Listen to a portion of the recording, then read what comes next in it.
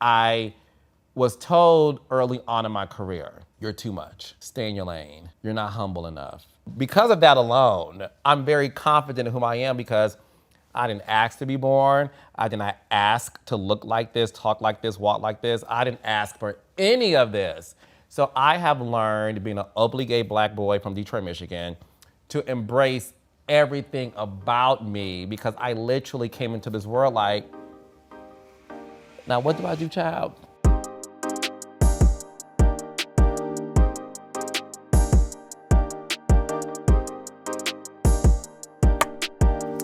Carlos King. Yes, baby. The king is here. Yes, with the queen. Am I the queen? Yes. Do we just randomly say that to everybody? I talked about them like everybody's king, queen. Do you believe everybody's king, queen? I think all black people are definitely kings and queens. If you look peasants? at our, ain't no peasants over here, child. No, I don't know any peasants. Well, and I definitely don't hang out with them. I know that's right. Well, you said the king is the most important. You made sure you put that on your body, the most important piece. Tell me why, because we hear a lot about queens being the most powerful. Yes. But important means move in any direction. Yes. You move in a lot of directions. I do it with intention, right? I'm a God-fearing man, and I named my production company Kingdom Reign Entertainment, not only to complement my last name that is God-given, but to also honor the Lord, which is why it's called Kingdom Reign. It's the kingdom of God is reigning in his ability to allow me to be a vessel to give other people opportunities. So I believe in that. Is that the producer side of you? Is that why you link? Because you do producing. Yeah. You're in front of the camera, behind the camera. When you say give other opportunities, do you mean create these wonderful opportunities that you've been able to create for people to make income? Absolutely. Yes, Yeah. 1000%. My company is ran by black women. Yeah. I make sure to give people of color opportunities. Like to see these beautiful black people on this set makes my day. And I give people opportunities in front of the camera too to live their best life, to have a platform not only to promote their businesses, but also to encourage other people that, listen, being a reality star, we're just like you. And our lives are also messy, but we're showing you guys how to navigate through it. What do you say to people that say it's too much mess showing? The balance, how do you find the balance and why it's important, to show the challenging? I think life is messy. I think we look at the 5 o'clock and 11 o'clock news. They don't start with like, oh my gosh, the flowers grew in the garden today. They start with the messiest things that happens in everyday life because they know that that'll get people's attention. But when it comes to reality stars, look, let's have a real conversation, right? Yeah. We know that when it comes to reality stars, you gotta have a very interesting life in order for people to be invested in it. The same thing goes with scripted shows. You're not gonna watch a scripted show where the characters don't have an interesting life, right? So that's why I give my reality stars, not just on my shows, but the community, their just due when it comes to being courageous enough to show you their messy side, whether it's their marriages, their friendships, or who they are when it comes to the construct of just being human. And I think if we look at our lives, right, if we sit still and look back on our past, we all have made mistakes. We all have done something that is like, not the most nicest thing I said to this person, but we learn from it. But our reality stars, they're living it in real time. So listen, have grace for them. I try to as well when I recap my shows, my podcast, Reality with the King. So I think we just need to understand that life is messy. So when it comes to reality stars, of course you're gonna see some of that. I want to ask you, because what I hyper focus on is community and politics, and I love mixing entertainment with that. I love mixing because in order for me to cut through the noise, so a lot of people are like, oh, why would you want to sit down and talk to her? Like, well, because in order to cut through the noise, the algorithms, to be able to reach the people that I really want to reach, I need to partner with people like yourself. It's very important that when you mention as people are navigating that mess and how to manage that mess that ties directly back into how people need to get involved and how it's important that we support small businesses, not just from, financially, but also understanding the policy that comes behind that, the community behind that. A lot of reality shows are, I won't say a lot, but I do appreciate those who have used their platforms like Yandy, has used her Yes. platform, to be able to show the work that we do. Yes, love with Yandy. Tamika Mallory and Until Freedom and Love all of Tamika. that. Do you see, with everything happening now, do you see more space for that? Because the reality is, pun intended, people like reality to escape. Yes. But do you see some room on how, we can become better partners with each other to kind of give those messages, every now and then on what to do next in times like now? Oh, for sure. I think there's room for all of it. Listen, it's television, it's media. I definitely think there's space for it. When it comes to an entire show based on that, could I see that? Probably, right? But I do think when it comes to unscripted, the sort of world in which audiences want to, like you said, escape from CNN and Fox News and C-SPAN is just, can I get 42 minutes to an hour of just watching something else that doesn't represent the craziness in politics? However, when you look at, for example, Yandy Smith, who I adore, and how she uses her platform, Love and Hip Hop Atlanta, to really showcase the social efforts that she's doing with Tamika Mallory, who's a great friend of mine as well. You look at Portia Williams Right. and her social justice campaign. You look at the people on my shows, Love and Marriage, Huntsville, Detroit, DC, and Bell Collective.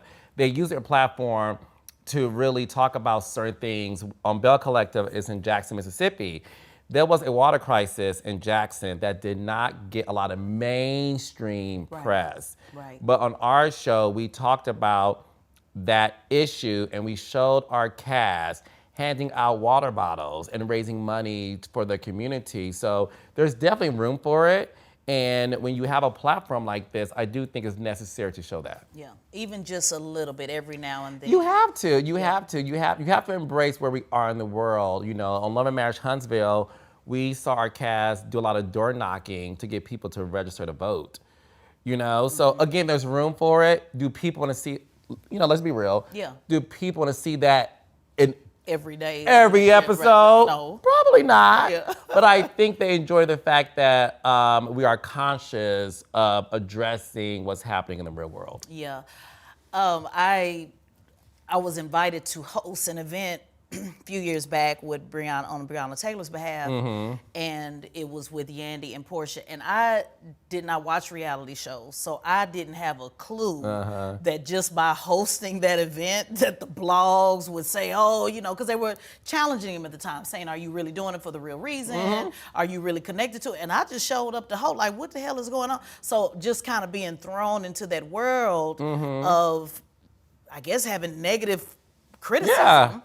Because it was attached to the realities. And here I'm thinking we're doing a good thing by, bringing in, but it was heavily criticized. But I do appreciate it now looking back and, really showing how we have to be able to reach certain demographics that we Yes. just otherwise cannot. But like you said, having balance. Yeah, that makes it because nice. you're damned if you do, you're damned if you don't. Yeah. Listen, just because you're a reality star doesn't mean that you don't have the fire and desire in you to do right by your community. And, I do go back and forth with even trying to publicize what I do for my community because I don't want people to think I'm doing it to get attention. But also, I'm like, there's a narrative out there that we don't do anything. Yes, So right. again, if I do something, you call me out saying, oh, child, you just want some attention. But if I don't show y'all what I do, then it's this perception that he's not conscious or she's not conscious. And we don't do anything. So, you can't win or lose in that situation. I hope I change your mind on that because we have got to stop this. You're just doing it for attention. Yes, I want the attention on Right. the fact that I am building my community. That's yes. true. That's a good point. Yeah. It's for the attention. It's for the That's a good branding. point. It's for the awareness. If Yeah. I can create awareness for anything else, why or when it comes to those types of things, we shy away. I don't think that it's not helpful to us. it doesn't move us forward. Like you said, with the narrative, it's not showing the reality that people do give a damn. Yeah. And it actually, Carlos, it hurts us tremendously because people say, no, like you said, nobody's doing anything. I was just talking to a friend of mine over the weekend about the lady did the racial slur, with the kid and how they raised $600,000. And I saw a that. friend of mine said, "We don't do nothing. See how black people." Da, da, da. Meanwhile, a local NAACP chapter has raised $300,000. But if we're always in the hush and we're always not showing people fighting back, showing that somebody does give a damn, that yes, somebody does care, then all it does is continue to suppress us, depress us, and not show our fullness. So I hope that narrative changes, and I hope to encourage you to say no, stun on their ass. If you doing it, you doing it. Absolutely. This idea, I just don't want nobody to see it. Why not? Yeah, no, it's something I encourage my reality stars to do, which is, as long as it's true to you, forget the naysayers. Like, you can't challenge your intention with what you said because it's getting attention, right? And I do think there's a balance of like, yes, I want the attention for this cause, and I know you guys are looking at me anyway, so I'm going to give you something to look at. Right. That can hopefully help somebody else. So I agree with that. You get the attention about your divorce. You get the attention about who had a fight. You get the attention about everything else. Why not get attention for whatever it is you're doing on the positive end? Yeah. I hope I'm trying to pitch to you, to please, let people know. Matter of fact, tell me, what are some of the awesome things you're doing that people need to know about Carlos King? Well, look, I am building my production company, Kingdom Reign Entertainment, to be a multifaceted, multimedia company. I am no longer interested in just doing what my predecessors have done, which is create shows, pitch shows, sell shows, and then go home. That's not my story. That will not be my legacy. I will do that in addition to creating other facets of media. The fact that I'm the CEO of a production company where I am responsible for everything and everybody, right? From legal, accounting, production, my cast, the shows, me interfacing with the network. But I also own my podcast, Reality with the King. It's a very successful, thank you God, podcast. And I have a successful YouTube channel. I interview people. I host reunion shows. I had a amazing, sold out, successful run on a tour promoting my podcast. So I want to be this, I'm one of one. And I'm no longer afraid or ashamed to say that in hopes of like not offending people. Yeah, no, it is what it is. You know what I'm saying? So it is what it is. And the beauty of me expressing that is I want to continue to break down doors. I want to continue to break down barriers. I'm no longer dimming my light to make other people feel comfortable. Because at the end of the day, they're going to be mad anyway. Right. You're damned if you do, you're damned if you don't. I said that 10 minutes ago. So I am creating a landscape that does not look familiar at all. And people are confused by it. And that's good. Yeah. And let's go ahead. I'm a halfway bootleg preacher. Let's talk about kingdom business. Yes. When we talk about kingdom business and you're saying you're rooted in the word and rooted in God, imagine if he never told anybody the good that he did. Imagine if he never told Lazarus to get up and come forth. Imagine if we didn't know actually what he did. Imagine if Mary Magdalene never told anybody that he's up now. I want to see more people use their voice to talk about what it is that they're doing, how it is, standing on that, and however you take it respectfully or disrespectfully, it is what it is.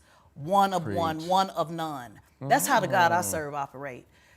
Bold, clear, Old Testament style. Bold, clear, not bashful, not ashamed, very clear in how we're moving. Yeah. And if you're saying I'm the king and I'm the most important, then you actually got to operate in that. It says you can move in any direction. And we know the word says that I can do what? All things. Who what? Who strengthens me. And that's never going to be small. Never going to be small. Come on, girl, you better doors of the church are open. Won't you No, come? I love that. No, so anybody who follows me on social media, they know I'm very spiritual. Every single Sunday for the past maybe 6, 7 years, every Sunday I will repost a sermon, do a sermon. I just started my weekly Sunday series on my YouTube channel called Soulful Sundays. Okay. Where every single Sunday I do a video that's like 10 to 15 minutes long, where I take a scripture from the Bible and apply it to my life and encourage people to understand my journey and what to do or even what not to do. So everything you're saying, I truly believe in. And I know that my blessings come from God. Right. I know he's the ruler of my kingdom. I created my company to, like I said, highlight him in every single way that I do my job. So when it comes to me, I was told early on in my career, you're too much. Stay in your lane. You're not humble enough. And I'm like, I'm literally just being myself. I'm confident. And I'm sorry, God created me in his image. So because of that alone, I'm very confident in who I am because I didn't ask to be born. I did not ask to look like this, talk like this, walk like this. I didn't ask for any of this. So I have learned, being an openly gay black boy from Detroit, Michigan, to embrace everything about me because I literally came into this world like, now what do I do, child? So once I became confident to just be me, I have no longer had this desire to become what somebody else wanted me to become. And I've decided to honor God by honoring the person he created. That you are. How long did it take you to get to that journey? Oh, it took a minute. It took a minute. Listen, I'm the middle child of 10 siblings. Oh, wow. Okay. Mother and father, same mom and dad, married. They were married for maybe 50 years. Oh, wow. Before my mom passed away a few years ago. So I always felt, when you're the middle child, it's like Marsha and the Brady Bunch for those folks who are like my age. Right. Shout out to Marsha. You'll get it if you watch the Brady Bunch.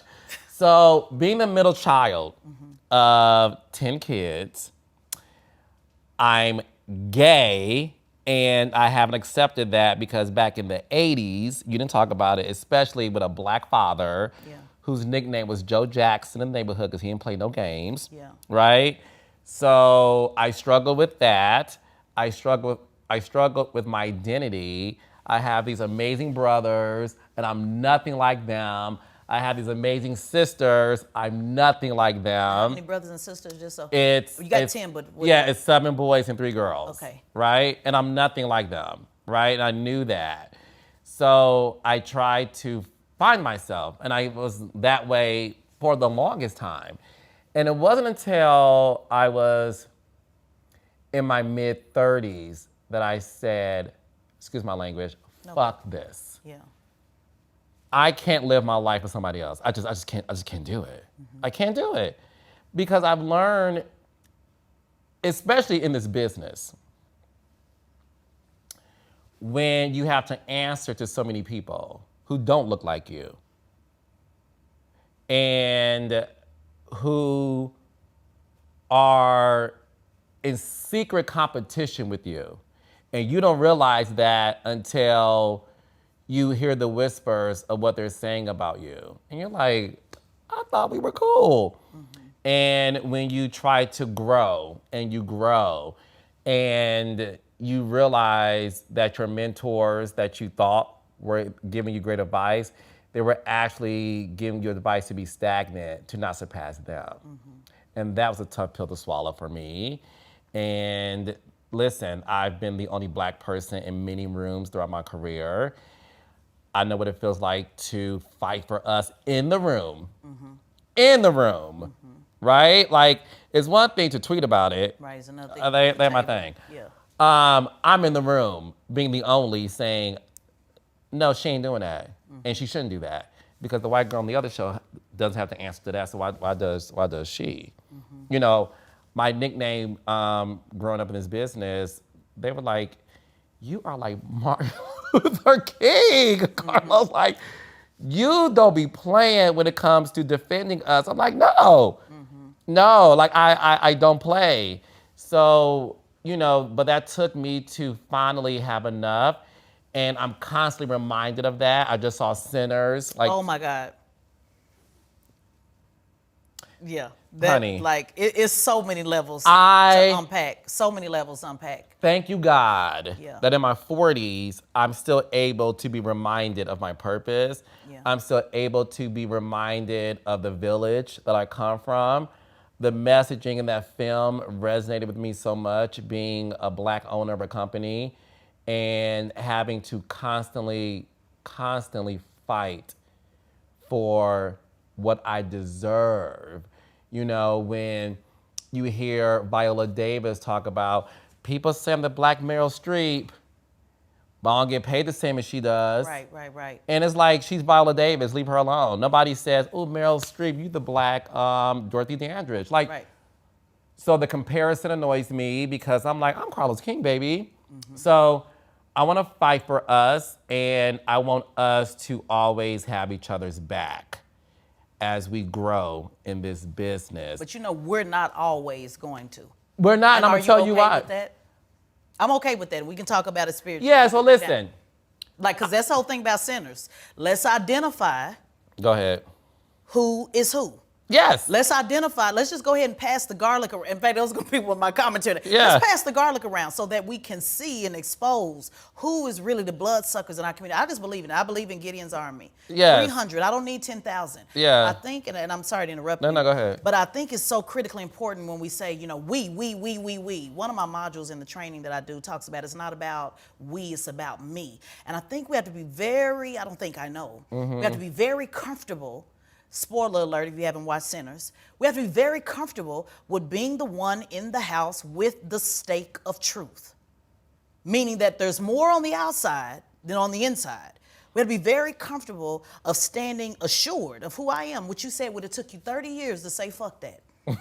Now imagine if you had been around, I got to protect the neck. The bloodsuckers are coming. Yeah. And so I think when we get into, when we get into our position of understanding exactly who we are and what we are and why we stand, if we focus on the we, I think that's where we take unnecessary time with trying to convince those that were meant to be vampires. I love when it talked about vampires live forever. See, it's not my job to be forever and to be it's my job to do this in this moment in this time. Because once I kill one, another one's coming. Oh yeah, they multiply. And they multiply. Yeah. What? Now I want to hear your. Yeah, like, no, what- it's what all you of those said. things, and it's also, and I wonder if you caught this too, because it's, sorry if y'all didn't see Sin, you should have saw it. Yeah, exactly. Watch the shows when it comes out, child, and don't go to your barbershop and bootleg it, honey. Right. The DVDs. Okay, so I also took the messaging of stop inviting people into our Yes, world. That's it. Right? That's it. And it's funny because I'm bad with names, but the character, the white woman, if you really look at the movie, and she was the only white woman allowed in the room of all of these like black That's right. people having a good That's right. time. And the outsiders tried to come in. The black folks said, no, you're not, no, this is pretty much a private party. And what I think people don't realize is the white woman left the room, Yes, went outside, spoke to her own kind that's right. on behalf of the Which Negroes. we see all the time. So I know that was hitting with you heavy. Yeah. Oh yeah. Okay? Yeah. And then they only got infected Right. because she brought it back. That's right. And y'all be letting them do that. So the cop.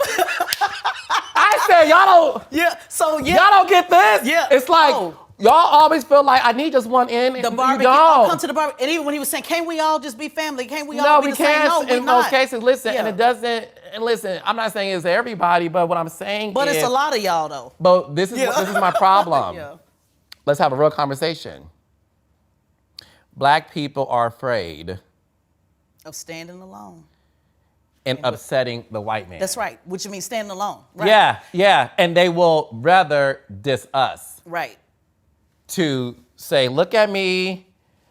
I'm one of the good ones. Yeah. And see, the colonizing, this in turn too, y'all should have watched it. Because this is good. The colonizing, I think, was the obvious message to those of us that are in the room, and know how they're always trying to get us. Let's just all be the same. Let's just all be this. That's one reason why I don't use the term people of color, by the way. Ooh, tell me why. Because it's not people of color, it's black. We're standing in our own That's authenticity. right. I thought I was the only one. Yeah, when you can. I don't like when they say brown. I'm like, Yeah, we look, black. yeah, Like, what's it's wrong okay with to it? stand in our And capitalize the B. Yes, it's Sorry, okay. go ahead. Yeah, it's okay to stand in our own Yes. authentic posture, which again goes back to sinners, of creating this. We're all the same. No, we're not. We're different. We're beautifully different. And each demographic has its different needs. And so when we say people of color, well, that's everybody. What makes me distinct? That's what the movie was all about. What makes me distinct? What makes me different? She was a person of color, remember? Because she had black in her. But when it came down to who they identified with, what side of the DNA talked to that side of the DNA? That. Don't get me started preaching here, Carla. That. Yeah, so this is why I can't do the people of color. It's not that I don't like y'all. I just need y'all to eat the garlic so I can know exactly who is who. And I think, and I want to say that they're wrapping me up, y'all. This is real good. But the colonizing message is important, but it's also important that we understand how we move in those spaces as well. And that's why I'm preaching about, let's also talk about black folks too, who are also vampires, who also suck the blood out the community, who also need to feel to be a part of something. So although there are people colonizing, there are also people raising their hands saying, I'll be the one that'll go back in there and get them as well. The spook that's set by the door. It could be a good thing or a bad thing. And that's important. And I want us to be absolutely okay with standing alone. Absolutely okay. Deborah in the book of Judges said, if you don't deliver my people, General Barak was his name. If you don't deliver my people through poverty, he will deliver through the hands of a woman. Every rider, everybody that had to stand, Mary Magdalene stood alone, in case y'all was confused.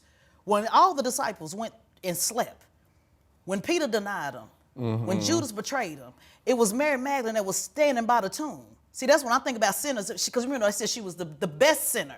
They said she was a woman of the streets. They said that she lost her mind. She stood by the tomb and said, if he can do it for me, then surely he can do it for himself. And so had she not been there, okay with standing alone, like when you say standing alone, until your 30s, very significant, by the way, in case you didn't know that, in your 30s.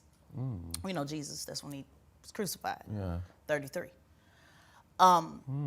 So her being okay with standing alone, she was able to witness the greatest miracle.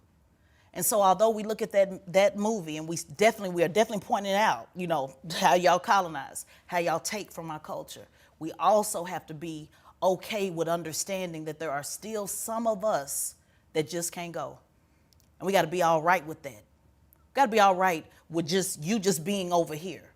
That's why Moses never saw the promised land, because he was too busy trying to get everybody on the same page.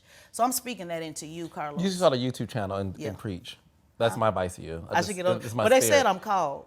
I can't. I don't want to give up all the foolishness, can't though. confirm. I'm the king of reality television. You can be all things through Christ who strengthens you. I don't know. Did we just talk about that? Can I be from the pews, though? I think you should start a 'Cause I YouTube like channel. cussing folks No. I want you to start a YouTube channel, and I want you to once a week. He being his producer hat, y'all. Preach. He supposed to be over. You're no. I'm a listen, preacher, but I still be.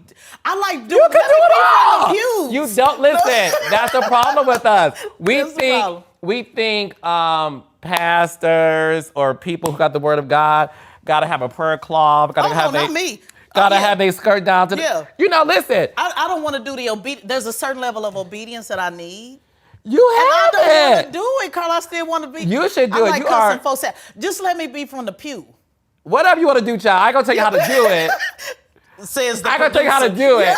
Just do it and do it your way. You have a gift. Oh, thank you. You really do. Thank you you. preach it. Well, I'm here for it. I always have to, and shout out to my producers, y'all. They be rapping me, but